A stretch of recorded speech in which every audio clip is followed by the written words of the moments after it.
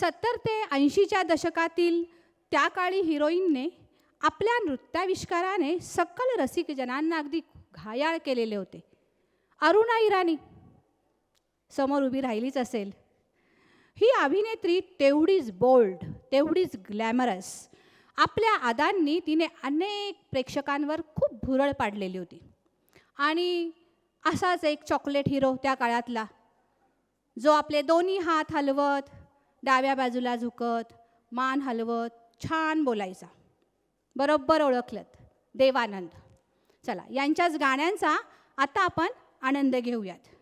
Remix गीतावर आपली magnolia सखी नृत्य करण्यासाठी येत आहे Mugdha Boravke.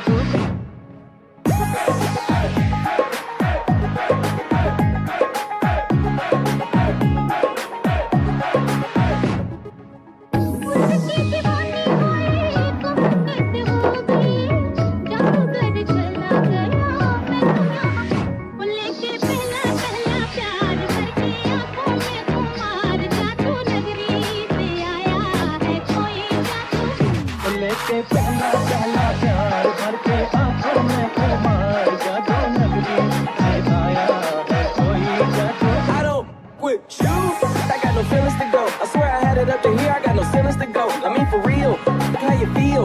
Get 2 cents of it and going towards the bill. Yeah. And